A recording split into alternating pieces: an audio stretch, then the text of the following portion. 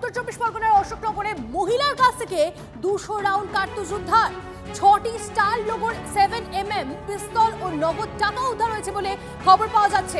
Naihati road ধরে পিছু নিয়ে অশোকনগরে 8 নম্বরে এসে মহিলাকে পাকড়াও করে সিআইডি।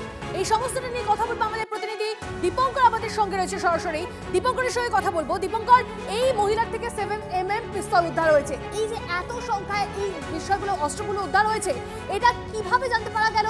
কেন তার কাছে এই অস্ত্রগুলো ছিল, কি জানা যাচ্ছে সিআইডি সূত্রে?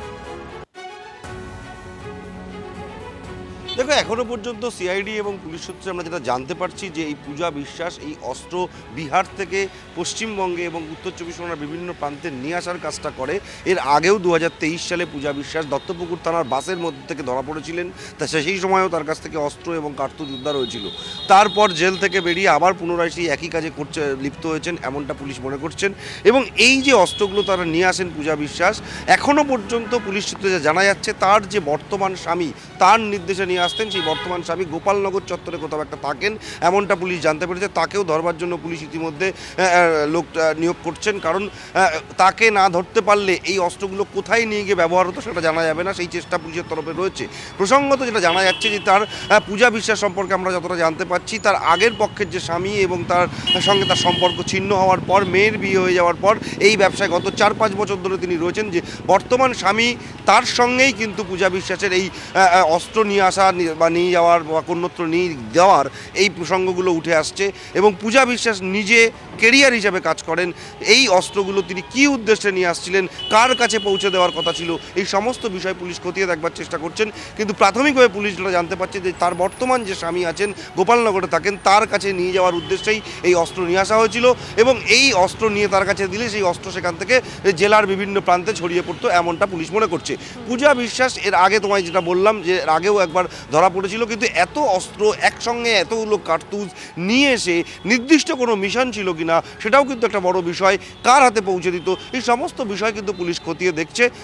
তবে অশোকনগর থানা এলাকাতে যখন এই অস্ত্র উদ্ধার হয়, স্বাভাবিকভাবে এলাকার মানুষ আতঙ্কিত। তারা মনে করছেন এইভাবে অস্ত্র একজন মহিলা যখন নিয়ে আসছে তখন আরও ভয়ঙ্কর একটা আতঙ্কের পরিবেশ তৈরি হচ্ছে সাধারণ মানুষের মধ্যে। তারা ভাবছেন যে এই ধরনের কাজটা খুব সহজ হয়ে গেছে, কিন্তু পুলিশের তরফ থেকে বার্তা দিচ্ছেন যে এরকমভাবে অস্ত্র নিয়ে এসে পার পাওয়া যাবে না। পূজা বিশ্বাস যেমন তাকে হাওড়া থেকে ট্র্যাক করেছিল পুলিশ এবং তারপর অশোকনগর থানা এলাকায় নিয়েছে। ধন্যবাদ।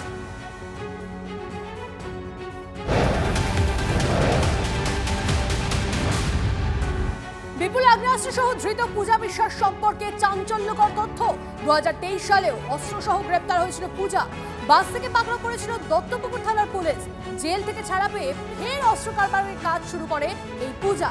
বিহার থেকে অস্ত্র এনে কোথায় সাপ্লাই তদন্ত করছে সিআইডি। বিপুল আগ্নেয়াস্ত্র সহ ধৃত পূজা বিশ্বাস সম্পর্কে চাঞ্চল্যকর তথ্য পাওয়া যাচ্ছে। 2023 সালেও অস্ত্রসহ গ্রেপ্তার হয়েছিল এই পূজা। বাস থেকে পাকড়াও করেছিল দত্তপুকুর থানার পুলিশ। কথা বলবো সুজয়ের সঙ্গে, আমাদের প্রতিনিধি রয়েছে সরাসরি। সুজয়, এই পূজার ব্যাকগ্রাউন্ডটা যদি বলো, মানে একে আগেও পাকড়াও করা হয়েছিল, এবার জেল থেকে ছাড়া পেয়ে ফের অস্ত্র কারবার।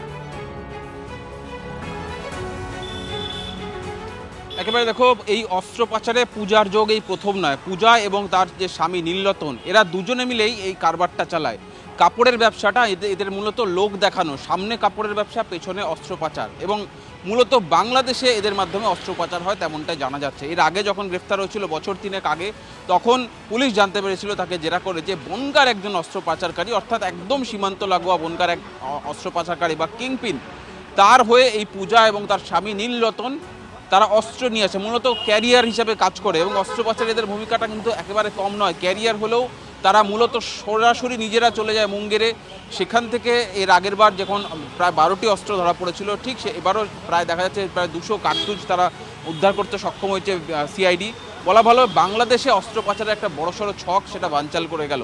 যেটা জানা যাচ্ছে যে মূলত এরা মুঙ্গের থেকে অস্ত্র নিয়ে আসে, অস্ত্র নিয়ে আসার পর সড়ক পথে সরাসরি তারা বনগায় চলে যায় এবং বনগায় গিয়ে অস্ত্র পাচারের কাছে হ্যান্ডওভার করে। সেখান থেকে সেই অস্ত্র চলে যায় বাংলাদেশে। একটা বড় চক্রের সঙ্গে কাজ করে, আন্তঃরাজ্য চক্র এবং আন্তর্জাতিক একটা চক্র কাজ করে। তার কারণ এক্ষেত্রে এবারও যে পূজাকে গ্রেপ্তার করা হলো, তদন্তকারীরা মনে করছেন এবারও সে বনগার অন্যরকম কোনো পাচারকারী, অন্য কেউ পাচারকারী, তার সঙ্গে এই পূজার সরাসরি যোগাযোগ রয়েছে। সেই কারণেই তাকে গ্রেপ্তার করা হয়েছে। এবার তাকে জেরা করে কার হয়ে এবার অস্ত্র আনছিল সেটা জানার চেষ্টা করছে। তার কারণ মূলত কাপড়ের ব্যবসা। হাবড়া থানা এলাকার দক্ষিণ হাবড়া এদের বাড়ি। সেখানে তারা এলাকায় লোকের কাছে পরিচয় দেয় যে তাদের কাপড়ের ব্যবসা রয়েছে, বাড়িতে কিছু শাড়ি রাখা রয়েছে, অন্যান্য জামা কাপড় রয়েছে, সেগুলি দেখানো হয়। এবং সেই আদতে ব্যবসার আড়ালেই চলছিল অস্ত্র কারবারের ছক। একদম, ধন্যবাদ।